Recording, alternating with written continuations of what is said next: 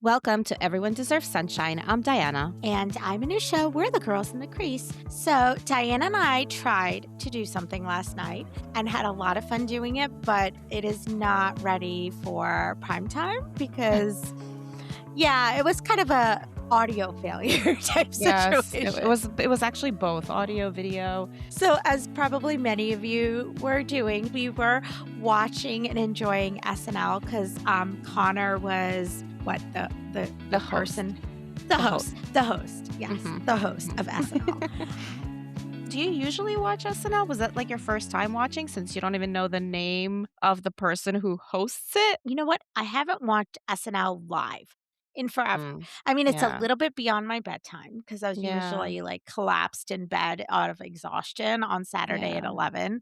Or maybe I'm out with you. Those are the only two options. Those are the only two options. But if they were playing it live at 3 a.m., I you would would be be up. watching it. Gotcha. Okay. Absolutely. Absolutely. Understand. I actually haven't watched it live, honestly, in a very, very long time, but I Yeah. have been a pretty loyal SNL viewer since like the late 90s. I don't watch every single episode, obviously, but like pretty regularly. But, when Connor is hosting, Yes. you When have to Connor's watch. hosting, you watch live. Yeah. Okay, so what was your overall take? What was your favorite skit? What are your thoughts? It's funny because I was on Threads today reading people's reactions, and a lot of people were like, "Oh my god, SNL is not funny. What is wrong with it?" Whatever. I'm like, what you guys have to understand is SNL is like 80% not funny and Hmm. like 20% great, and Mhm. the 20% that's fantastic is what makes SNL Yeah. SNL. Connor was fantastic. He's an incredible actor. He's a trained clown, literally. My favorite skit was actually when he's the stripper who Stripper? was hit by the car. That skit is based on his prior like it's like he had created this character. So they basically recreated his own skit for SNL. And so that was really awesome because usually actors like don't get to do that. And that was like showing so much respect to Connor from Lauren Michaels and the writers and everyone that's involved. And that was really cool. I did not know that. You didn't You tell me didn't? when we were watching. That's Look at that. Yeah. amazing. Yeah, that's it. That's That's so why. funny. He's a great physical actor. Like, the entire sketch was really hilarious. And now that I know that it's because like, that it's a continuation of something he did, Yeah. that's kind of even better. Yeah, so I think that's what made it so special, and it was Connor's art now put on display for everyone else to see, which, it's pretty cool and a good segue into the fact that this episode is about art inspiring art. So, let's get That into is a it. great segue. We are on episode 8, How Art Inspires Art. And for this episode, we have a very special guest. Today, we are chatting with Melanie, a Mhm. self taught editor who's been editing since 2017, but has been in fandom since 2012. Melanie made a name for herself in the Heated Rivalry fandom for creating these gorgeous edits under the name of Bucky. Is that how we're saying it? Okay, Yes. cool. You have about 18 or so, from what I've counted, edits under your belt for Heated Rivalry specifically. And you have recently been offered a position with HBO. So that's really Woo! exciting. So we're Amazing! getting her before she becomes super famous Yes, and never wants I to talk to us love it. ever again. So welcome to the show, Melanie. We're Thank so you. excited to We're have so you. No, I'm so excited. happy And to a be new here. Thank you guys for asking me to come on here. I'm so excited. Well, I wanted to know is there a story behind your Bucky screen name? So I made it when I was 17, and I loved Marvel at that time. I still do, and I loved Bucky Barnes. So my train of thought just went to him, and obviously nobody had that name because it's so weird. So that's how I got it. All right, I love it. I Okay. like that origin story. How did you get into Heated Rivalry edits? How did you get into the show? Tell us everything, all of the details. So I was in the 911 fandom before this, and all my friends talk about these books and these hockey players, and they kept posting these scenes. I mean, they seem to be really fun characters, good chemistry. So I read the books. It was only like a month or two before the show came out, so like pretty new to it. But so yeah, I read the books and I binged them. I was obsessed. When I was reading the books, I made this like huge notepad of songs I wanted to edit. I love editing, and I kind of usually follows me whatever fandom I go to. So I kinda knew once I started watching the show, I was gonna be making edits for it. So that's kinda how I got into it. So you started with the books and then you were, like, preparing yourself. So you pretty much knew the whole story, Yeah. obviously, by the Yeah. time you watched the show. Okay. Mhm. So then did you watch each episode as it came out? Yeah, so it was Thanksgiving, on Thanksgiving night, and I was in my parents' basement, and I didn't have headphones, so I just had to pray nobody came downstairs, and I was watching it on my laptop, and I watched every episode live. I feel like that is not the way shows get watched anymore. Even if it comes out piecemeal, it's usually like a bunch of episodes. I think it honestly is such a lost opportunity to not Mm. have shows come out weekly just because I think it helps build hype so much. I mean, I love being able to binge a show, but I also think that if you release it weekly, it builds such a fan base, which is what happened here. Your edits are amazing. They're Oh, thank you. incredible. My favorite, favorite, favorite, favorite, favorite one is, the Fall in Love, right? The Fall in Love Oh again my and god, thank again. you. I've sent that one to everyone, and then I was like, "Wait," when I saw that you got, the offer, then I sent it back to my friends. I'm like, "This is the girl, the video that I've Oh sent my you. She god. now has a job." Like, That's I'm not so kidding. sweet. I'm a big fan because this is my first fandom, like, as an adult, and it's interesting for me because I've never watched edits or anything like that, and now I'm just like, I go to sleep with edits, I wake up with edits, and yours are some of the best ones that I've seen. Tell us what sparked your creativity and, where do you draw your inspiration from for this? It's a big question. Like I said, I've been editing since I was 17, and it's honestly just such a fun outlet for me. Um, I think it really scratches my brain well when, like, the beats hit and everything. I love lining up lyrics with scenes. It's just so satisfying to me. A lot of the times, what sparks it is I'll be watching a scene, and it kinda just reminds me instantly of a song, and then I immediately need to edit it. That's usually how that goes, honestly, or, like I said, I have a notepad of songs I wanna edit, and then as I go through, see if it matches, but I usually see the edit in my head first, and kinda just, like, clicks in my brain, and then I have to make it before I go insane. Yeah, it makes sense. Like Anusha and I are both writers.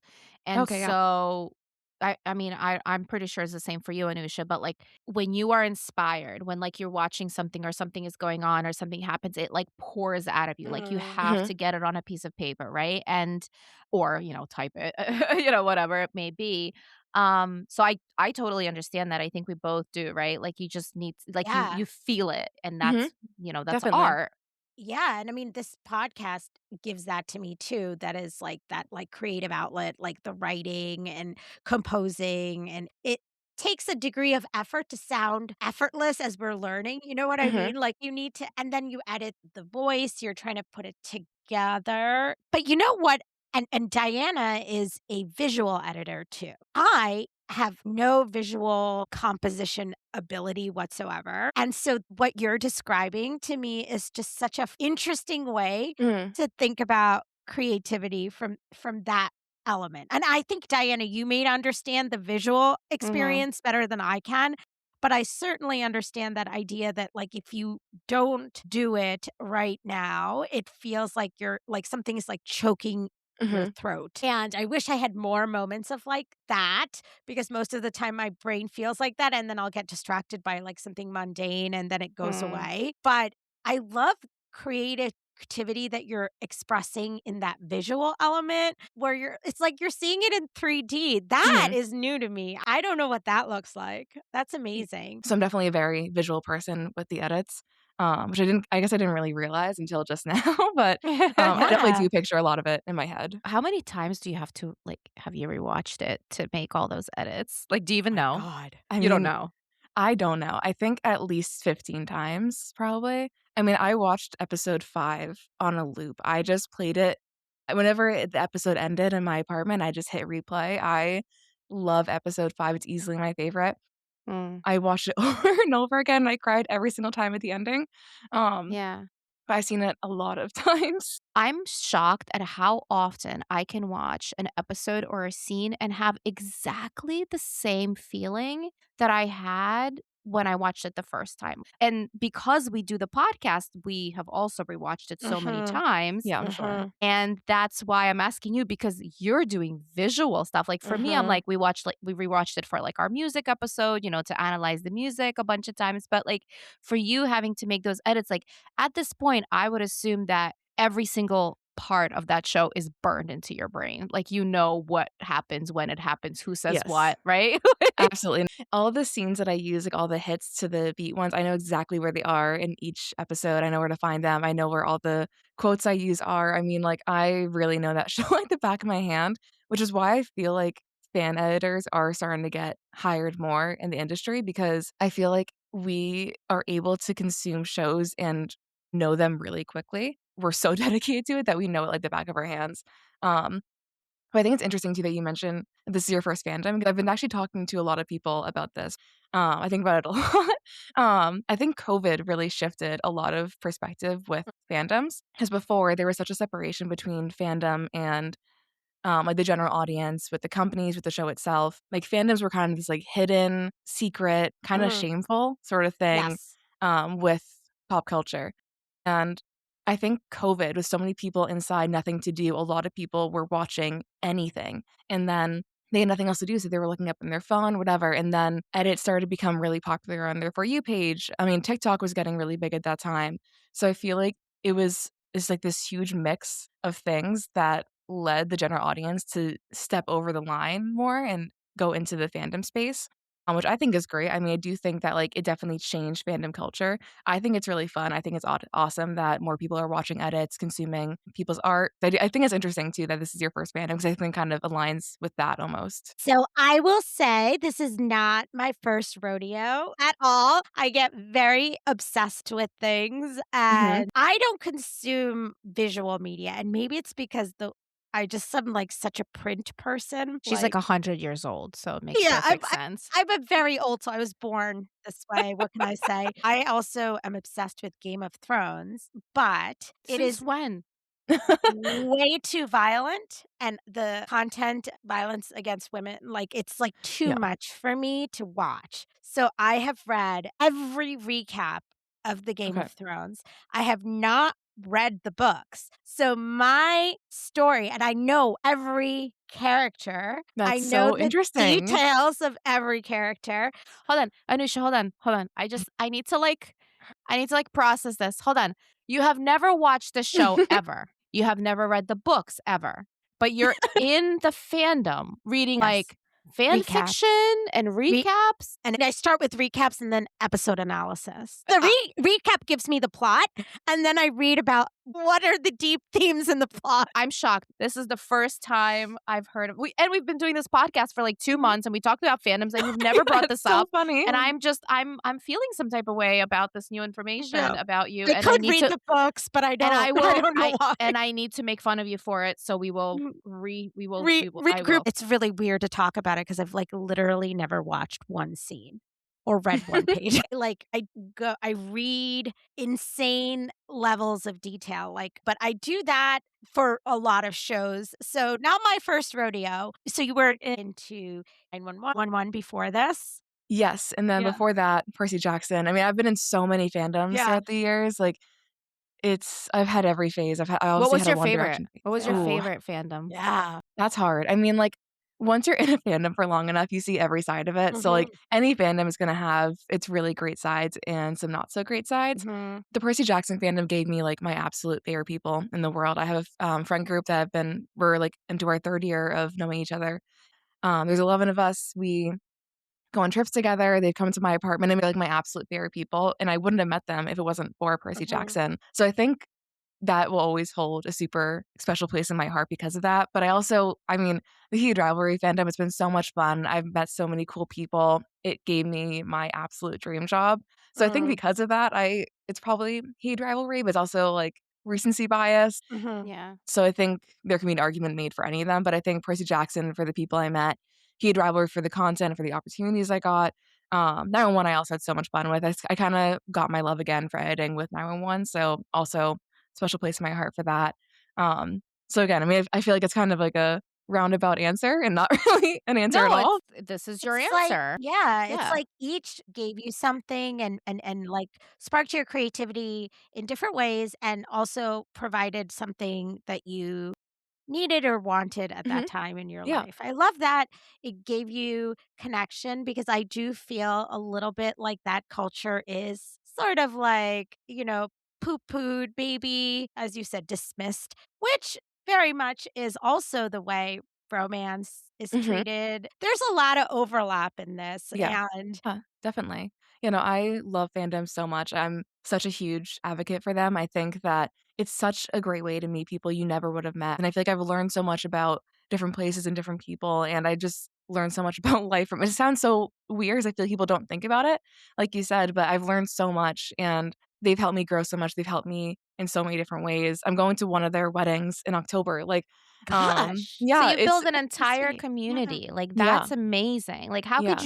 how could you poo-poo something that helps you not only build a community, but, like, I don't know, make you feel part of this world Mhm. that sometimes we don't feel Yeah. like we belong or whatever, and further, like, you got your dream job. Can you talk about it? I posted, obviously my edits online stuff, and then I posted the previously on edit, the really fast one, not sure if you saw it, but I saw or no, one of my friends sent me a screenshot of Instagram Threads and that somebody posted it there. So I posted the edit there and then did really well, and it was New Year's Eve. I happened to check my hidden DM requests on Threads, and there was this guy there, and he said that he worked at HB, and I was like, "Yeah, sure you do."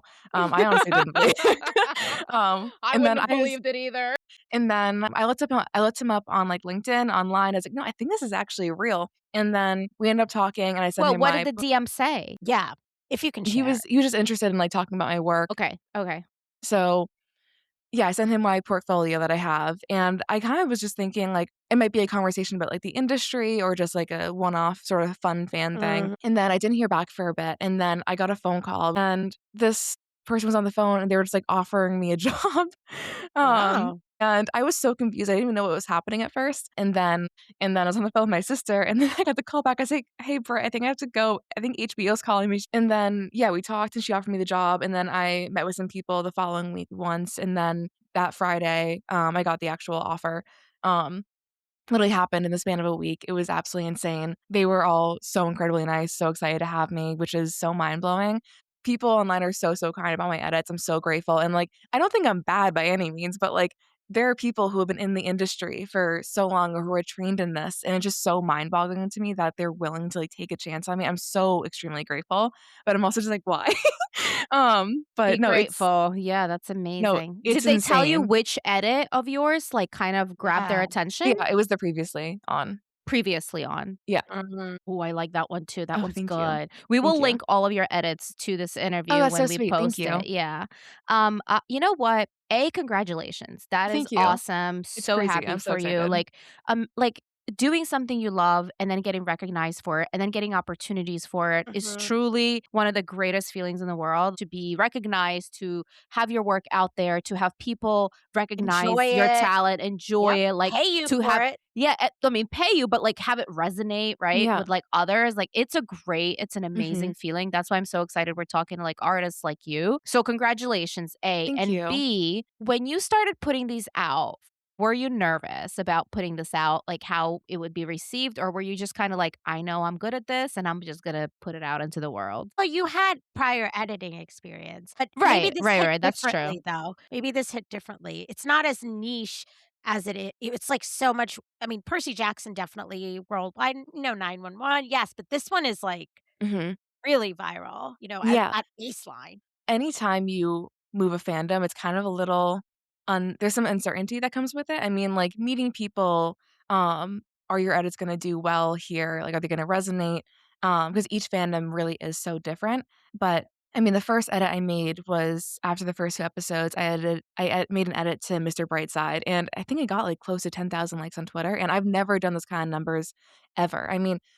In previous fandoms, I think, like, the max I hit was 5,000 likes, which is still a lot of likes, but, like, Mhm. I got 10,000. I had to, like, build to that sort of thing. Um, and getting 10,000 on the very first one, I love editing, I do it for fun. Now I do it for work, but, it also isn't the worst thing to have your edits do well Of and have course. those numbers come in. So I was definitely more excited to keep making those edits because it's so rewarding to put out something you love and that you had fun with and that really made an impact on you while making it and seeing that same impact on people watching it. And people were so insanely nice about the edits and so excited. I was saying this fandom in particular really loves edits, which is so different than other fandoms. So it's so wild to me to be part of a fandom that loves edits this much. Like that's so not typical, at least in my experience. I think that the particular audience for the show is rewatching the show more than they've ever rewatched Mhm. anything ever, ever, ever. And I think the edits specifically are giving them, at least for me, they're giving us this like needed hit of like dopamine because when you Yeah, don't have totally. time to watch an entire episode again, a quick hit is an edit, right? You know, we could be sending each other like horrible news articles, which is what we used to do, Right. I always which said is it what we also used to yeah, do. or you could be doing drugs, you know? That's You why I could always be like doing and my family drugs. Yes. like, growing up, I had so many obsessions, my family was like, "This is not good," and I'm like, "I could be doing drugs right now, but instead I'm watching TV, like, take the win." Like, Take the it's win, I okay. precisely. I always say that too. About if the worst thing about you is you're obsessed with a TV show or a book, like that seems pretty good to Yeah. me. You know, I And it Yeah. got always me a career. Like, it's yeah. so crazy looking back. Like, I started at 12 years old in the House of Anubis fandom. It was, again, such a taboo thing. I mean, I was also 12. I probably shouldn't have been in the fandom space at 12 years old, so I get it.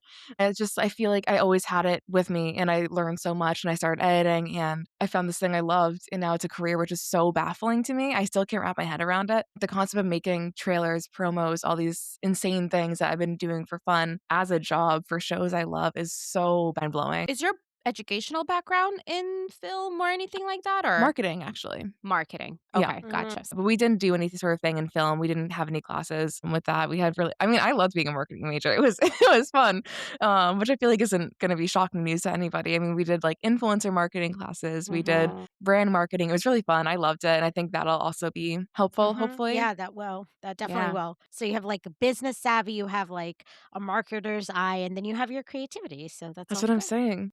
You're Okay. like the whole package. The Yeah. whole I mean, no, package. you said it, not me. I'll take it. I guess I can say I know I'm a good editor, and that feels Mhm. really good too. I mean, it's super validating for people to watch my Mhm. edits and also think that. But I think part of it also comes from I feel like with fan spaces, I'm so like firm on fandom etiquette and creating good spaces for fans. Mhm. And I feel like part of that is like the second one fan is deemed as kind of like more important in the fandom as another fan, it creates this really uncomfortable space for everybody else, and I've hated seeing it. I don't like the feeling of it, like, on either side of it, and, like, I don't think I'm better than somebody else in, like, that kinda way. Like, again, I think I'm a really good editor, but I don't think that makes me a more important person than somebody else, and I think I kinda just Or keep a that in my bigger mind. fan, you know what I mean? Like, Yeah, you're not more exactly. important in the fandom, No, yeah. yeah, yeah, and, like, I feel like part of, like like, me brushing off compliments is, like, my fear that I'm gonna be like, that people are gonna think I think I'm better Mm, than somebody mm, else, and, like, I care so much about fandom spaces. They've given me so much. They've given me such great friendships and opportunities, and, like, I want to keep those spaces that for other people and to help nourish that, but I also do feel like I've maybe overcorrected, and I feel like I can also, admit that, like, I do think I'm a good editor, and I do think that I've earned these opportunities, so I love yeah. that. I and I I and love I that. I think I think that alone, that realization that you want to keep, like, this, like, safe space of mhm. fandom and be respectful is another wonderful attribute of your personality, and I think Thank you're you. gonna go far with that because not only do you recognize your own talent, but you recognize that, like, there are a lot of other talented people Mhm. out there that may have Mhm. not have the same luck, for Right. example, Yeah, that you may have absolutely. had, so I love that. Yeah. I have 2 burning questions. Okay. As Mm. someone who gets easily obsessed, and I say this is a time management problem for me because I do have other things I need to do in my life that aren't What? heated You have rivalry, you and have to This do is other horrible. things? It's actually it's horrible. The life horrible is getting in the the way of way. my It heated is. rivalry, yes. But what do you do? Like, do you let go of your prior fandom when you go into a new fandom? Mm. Like, I don't mean your friends and the people you meet. I mean, like, the actual content you're making. Like, you can't possibly be making the level of content, like, additively, Right. right? Yeah, So what no, happens? I feel like I'm definitely I mean, I have, like, raging ADHD, so, like, I fixate so hard on things, and I think that, like, for me, I'm just so focused on this thing that I ca like, all my energy is being put to that. I mean, Mm, I still post about, like, 911 or Percy Jackson here and there, but, like, if you look at my account, you would think it's only Heated Rivalries. Yeah, I do think that those things definitely do take a back seat. Mhm. when I move to another fandom. Of course, there are new songs, new ideas that come, but I feel like the burning desire I have to edit is usually in a new space where I have all the possibilities of new Mm, music, new scenes. So I think that's kind of what drives me to edit more of a fandom, if that makes sense. that is very interesting. My second question Mhm. is related to Heated Rivalry. Do you have a favorite edit? And do you Mm. have, like, an edit that has, like that was the hardest or, like, really bugged you or you, Mhm. like, lost your like, whatever. What is the Mhm. version of writer? Editor's block? Edit Yeah. Editor's blocks? block, yeah. Right, yeah, yeah. So tell us about that if that has That's a happened to great you. question. I mean, I actually almost gave up on the previously on edit, so I added to that edit weekly. So I started it with the first 2 episodes, and then I added onto it with every episode that came out, and then by the time I finished it, I was like, "I've watched this edit, like, every day for the last month. It's lost its any, like, excitement for me." I just did not wanna post it. My friend's like, "Just post it, like, you worked so hard on it, may as well just post it, whatever, people are gonna like it." 'Cause I also I posted a little sneak peek of it. I was like, "Do people want this?" And it got, like, 6,000 likes, and I was like, "Damn, I wouldn't mind this." Like, They wanted I it. was joking, I'm like, "I love attention," so I was like, may as well post it. And so it completely blew up, and I'm like, if I didn't post that edit, I don't know if I mean, I like to think maybe HBO would've reached out for a different edit, but, like, I don't know. I mean, that's the one that, like, they sent around. Mhm. It's the one, I was actually talking to somebody else, and he told me that, like, there was, like, a discussion with, like, these girls at the lunchroom at Netflix, and they were talking about it, and then showed another executive there, and, like, he liked it, and I was like, "That's mind-blowing to me that people were watching this edit Mhm. and, like, talking about it." It was just so wild to me. So I'm so grateful that I just posted the edit, but, yeah, I do love that one. And so, like, other edits, I mean, will usually take me, like, 3, 4 hours. Like, the Sweet Dreams one only took me, like, 3 hours, I think. Wow. I also do love that one because that one blew up. I mean, the Blinding Lights one, I could not post that on TikTok. I was so annoyed. I kept trying and it got flagged every time. I noticed that this fandom more than any other, I'm not sure if it's like TikTok being homophobic or what, but whenever I have like a lot of shots of them kissing, it gets flagged, which is so wild to me. But the Blinding Lights one isn't even that crazy. I feel like at one point, at least this is how like I see some of my hit to be edits, like once I keep doing them, I feel like I'm a little repetitive with it because, like, there's only so many shots of, like, Shane doing a clap that will, like, hit on beat or something like that or, like, a hockey stick. So, like, I've used every single hockey scene in the show in my edits, and I think, like, at some point, like, they all kinda start to blur together. So, like, but that one I really liked. I think that one was fun. Is Um that the one where I may have seen that one. Is that the one that made it look like it was a show about hockey? I don't know. I mean, like, a lot of my edits do that. People comment a lot saying why you really made the show look like it's about hockey. I'm like, "Okay, well, it kind of is." Like, it's about 2 hockey There was players. this one, I don't know if it was yours, but it was literally I'm like, "Oh my god, if I had only watched this edit, I would That's have so thought that funny. it was just a show about hockey, and that's it." That's so funny. No, yeah, people are really doing a good job at maximizing the hockey scenes. I've used every single shot that I possibly can. Yeah, I think so, like I also like the Rivalry Actually one. It's like the Heat Rivalry is a rom-com. Oh, Um, yeah, I've seen that. that Oh, one that was looks fun. really cute. Yeah, I feel like the ones I like the most are the ones I, like, had the most fun with creatively. So, like, It's hard to choose. It's hard to choose. There's so many and they're so good. So this episode is primarily about how great art, inspires other great art. My question is like in the time of turmoil, which we're kind of mhm, living in right now, do you think something like this hits even more so mhm. and inspires people more or do you think it's has nothing really to do with that and it's just like the show that like randomly came, gave us happiness and boom, like people are just inspired to be creative? What are your thoughts? Yeah. There's no right or wrong Yeah. answer. That's No, I mean, just that's a good question. I think art is so, so important.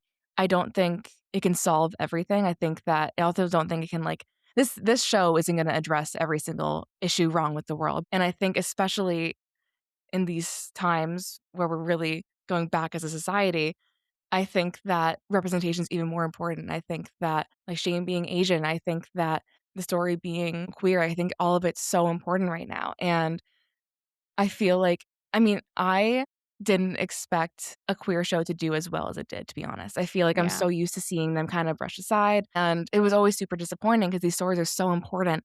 And I think, I mean, there's no openly gay hockey player in the NHL right now. And I feel like this kind of story really opens up the chance for somebody to maybe even just feel a little more sense of belonging. And I feel like with the art that everyone's making right now, I feel like it just really shows that this story is resonating with so many different people, even if you're not necessarily the target audience for the story. Mhm. I feel like people are really resonating with the emotions behind it and the impact of the story and the impact that they can do, and the importance of it. The art just shows that people are connecting with it and it helps spread it. It shows how they see the show and it shows how, like, what the show did for them. What you're saying is, I think, and correct me if I'm wrong, that Mhm, like the more art that is created based on the show or that the show has inspired, the more people will get to experience it in different ways. In mhm. addition to the show being so Yeah, wonderful, the art is lifting up the stories too. And I hope that people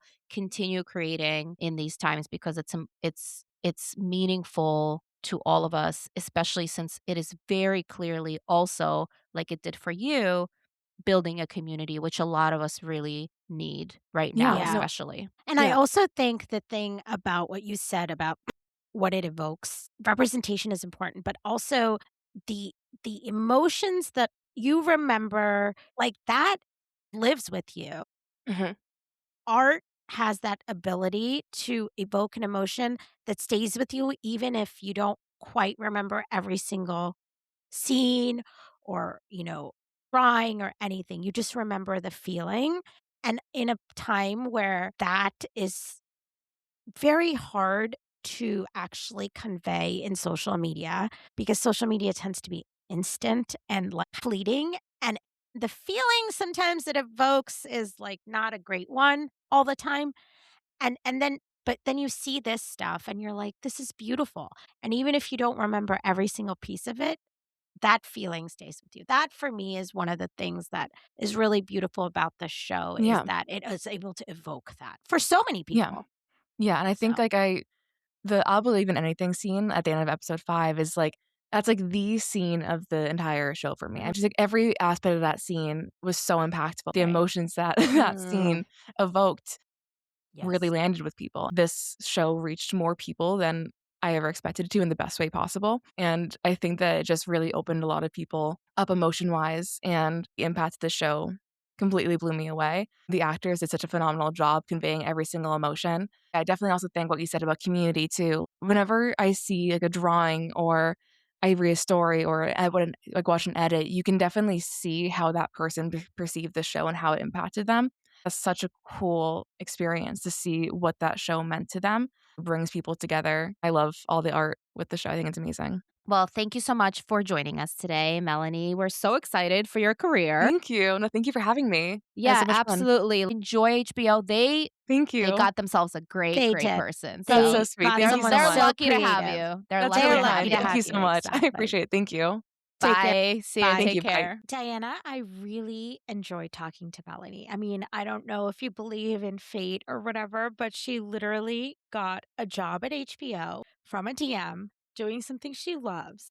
And she didn't almost post the edit that got her job. I mean, chills, right? I love when social media makes things better for a change. Yeah, It was a which really is amazing rare. story. Which is rare sometimes, Yeah, yeah. sometimes And it's also rare. a great reminder that you really never know, like, what is going to land and change your life. And actually, same with Connor's story, right? Like, what, 3 months ago, he was or, Mm, like, 6 months ago, he was a waiter, and now he is yes. hosting SNL, right? So Hmm. it's kind of amazing, you never know. And I also keep thinking about when she said that this fandom loves edits more than any other fandom she's been Hmm. in, and I think that part of it is the dopamine hit, but maybe also this particular show at this particular moment, like, needs art, right? Like, we need an outlet, we need an escape because the world is a complete shit show. Agree, agree. And to paraphrase a friend, even in turbulent times, there's art and music and love. And I think so many of the elements that this show is portraying, right? Like so authentically and beautifully immigrants and freedom to love who you love, acceptance, even like reading the actual book, Mm, right? It's just under constant attack. I mean, like, are we at war now? Who knows? Like, everything feels absolutely chaotic. We feel mhm. completely paralyzed. I'm all about finding patterns and chaos. And, like, for the life of me, I can't find anything. I can't make sense. I just don't know what to do. And I think that's when maybe we need to be creative the most, not using art to escape the clusterfuck, Mm, but mhm, more like using it to sustain us through it, just kind of mhm. get us through it. Because we talk a lot about joy and how this show makes us so happy, but it's not as if we're not talking about the bigger things that this show makes us think about, right? Like these Right. larger thematic elements. We're still thinking, I mean, I would say we're thinking pretty deeply. Yeah, I think And so, the editors and people making this art are also thinking that way. and I keep coming back to this Toni Morrison quote, Mhm. because I remember in 2016, right after the election, and she said, I was feeling unable to write, staring out the window in this dark mood, and a friend interrupted her and said, "No, this is precisely the time when artists go to work, not when Mhm. everything is fine, but in times of dread. That is our Mhm. job.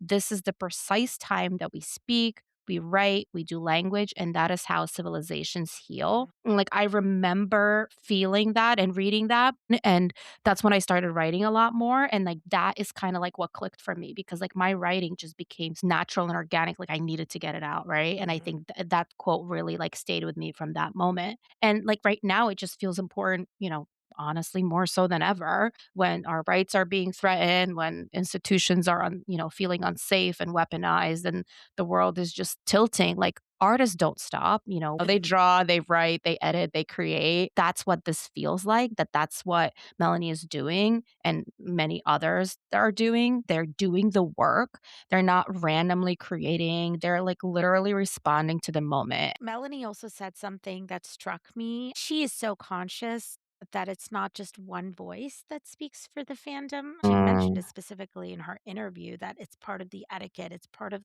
what makes the fandom nourishing. And so it feels almost like egalitarian in a time where that concept feels like really far out of reach, right? I mean, we're all screaming into the void and maybe if enough of us scream into it together, like together, not yeah, just as one voice leading the charge, right? yeah, Like maybe we'll make a difference. Maybe the inertia and the paralysis that we feel will be overcome and in a small way we can, bend the arc of the universe towards justice, as Martin Luther King said, it's supposed to go that way. I mean, where is it? I don't know. It feels like I can't quite see it. But there's something about that idea that not a single person can do it alone. I don't know why it feels so mind blowing because it feels very basic mhm, when you mhm, feel maybe it's our ego, maybe it's this idea that you feel like the weight of the world is on your shoulders and you're the only one drowning in it, And yeah, I feel like that's what art reminds you that you're not alone, that this has happened before, yeah. that you're going to move through it.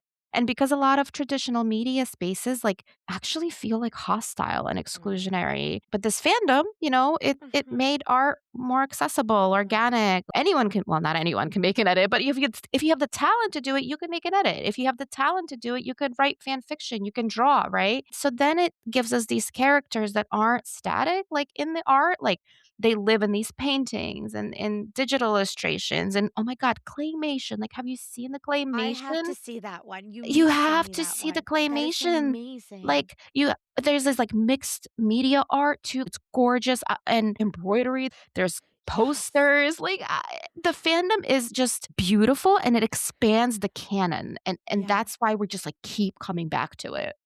Okay. You use the word canon because I'm now very proud of you because Thank you're you. I'm so officially excited. inaugurated into fandom. I I no, I mean, literally just welcome, started using the welcome. word canon, like, literally, like, and then canonically, I'm like, "Oh my god, Mhm. look at me."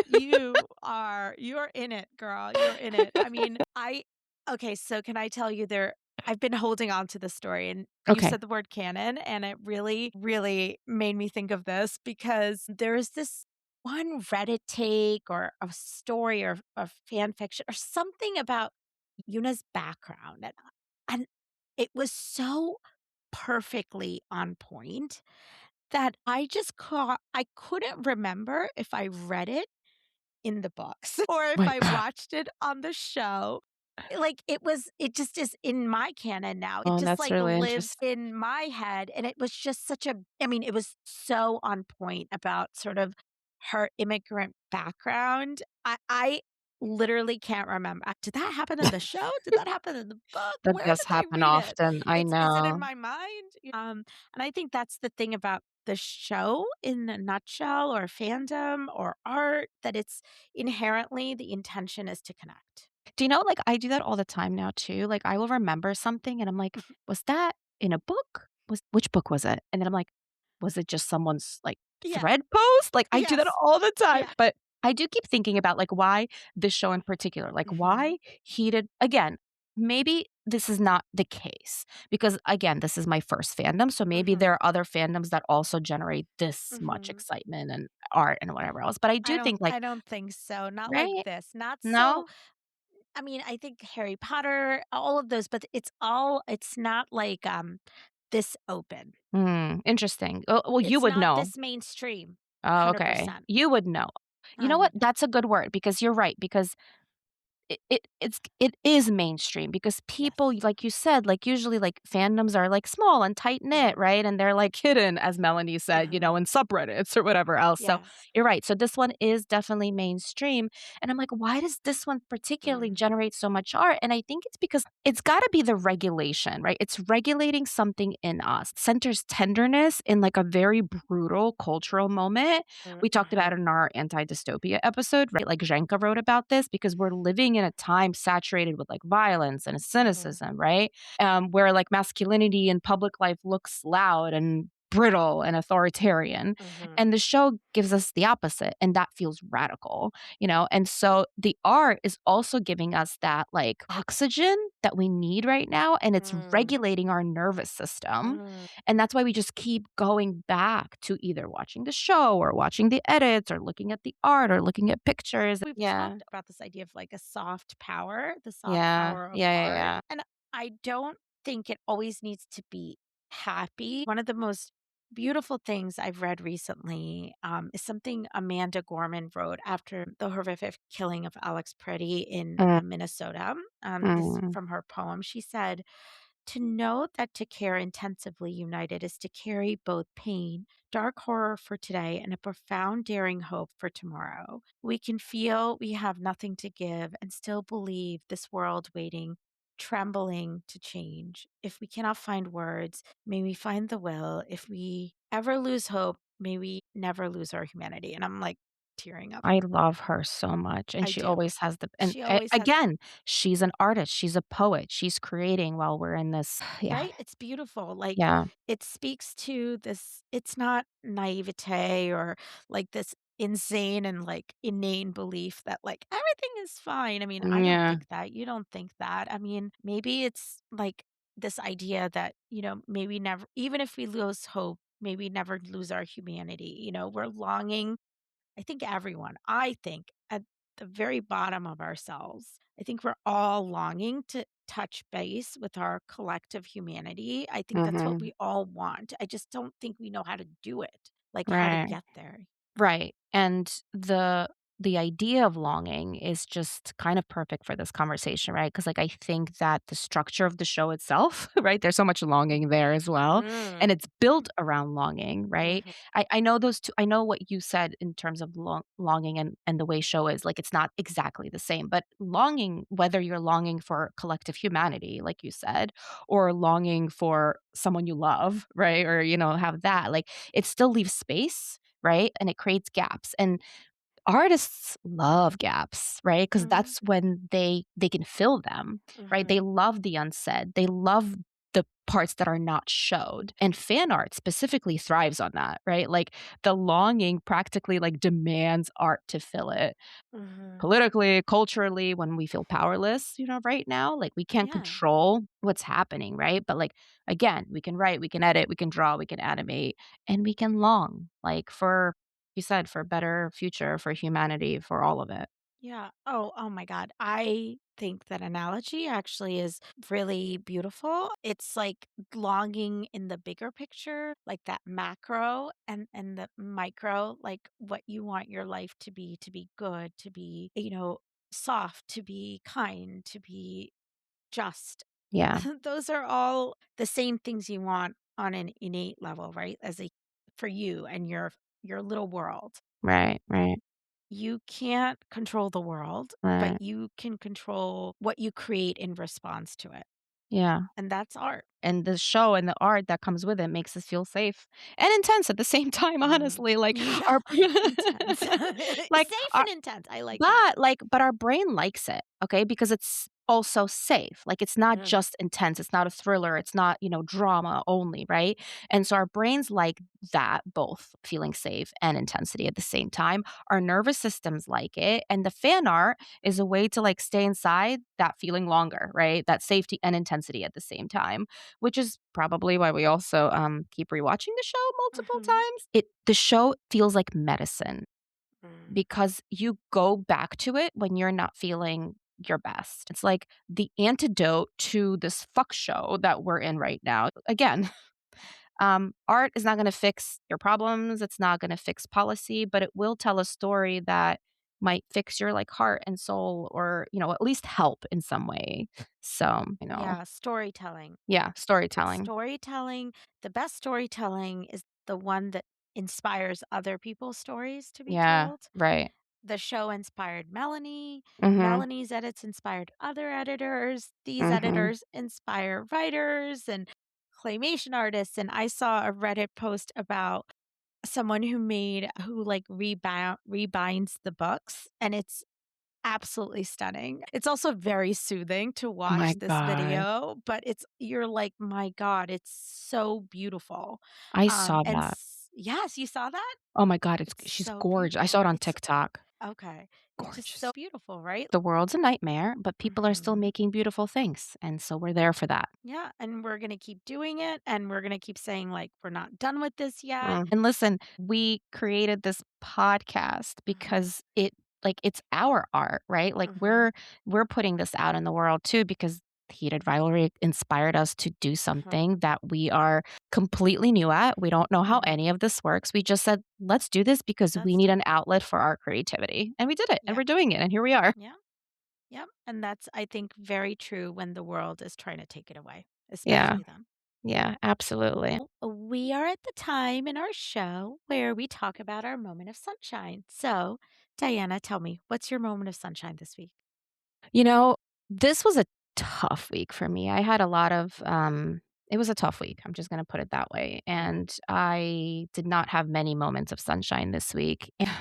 The only things that kept me from like going deep into my dark hole was rereading Heated Rivalry Mm. and annotating it this time around. And every night, regardless of how shitty that day was, I turned everything else off because I was able to write in my book and annotate it and just like kind of focus on that specifically and focus on the words and that really like Melanie said scratched my brain in a really good positive way. Spoken like the fantastic English teacher that you are. I am telling you, I love reading, but I have never annotated a book.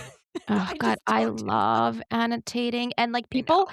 people people get upset with me because 'cause they're like, "How could you possibly, like, write Yeah. inside a book?" And I'm like, Mm. "How could you not?" Like, it's mine, like, I'm not planning on giving it to anyone. I could do whatever I want with it. Alright, what's your moment of sunshine this Okay, week? so my moment of sunshine, speaking of art, so my daughter was watching and she loves How to Train Your Dragon. It's a really good movie, and there's 4 movies actually. And so the first one is really good. The 4th one is actually really, really good. And there is this part that she always gets emotional at. Aw, The score is so beautiful. Talk about longing, right? Like that yeah, score has that. And it's like as soon as the music comes on, she starts tearing up. And then obviously I'm bawling every time. And it's like as soon as that scene, the music comes on, she is 6 and able to feel that. Like yeah, it's just, I think it's like that universality of those feelings. mhm, And it's not as simple as sadness, you know? yeah, It's like the emotion. She's emotional, she's not sad. So, she watched How to Train Your Dragon: Hidden World, and I was sobbing watching her watch yeah. this. Can we do something, like, a teeny tiny bit different Yeah, in do this it. one? Yes. Can we have a joint moment of sunshine? There are no rules. This is a lawless podcast. You and I hung out on Friday night to celebrate our friend's 50th birthday, and a bunch of our friends came out. Some of the people we haven't seen in a really long Really long time. time. And I had such a great time with you and like everyone else. We laughed so hard after a crappy week. That gave me so much obviously Yeah. joy, but like it made me feel alive again. That was so fun. And oddly having like really deep conversations combined Yeah. with absolutely batshit ones. Like this is the Chaos. MO, right? Just like you're talking about something so deep and then all of a sudden you're just cracking about nonsense, cracking Yeah. about nonsense. So that is the MO, like combo. I think that's like that's the mark of a good friendship dynamic and a good dynamic, right? Next week on Everyone Deserves Sunshine, we're talking about allyship. Subscribe now wherever you get your podcasts. And if you want to say hi to the girls on the crease, find us on Instagram, Facebook, and Threads at Everyone Deserves Sunshine. Or email us at everyonedeservesunshine@gmail.com. New episodes drop on Mondays. See you then.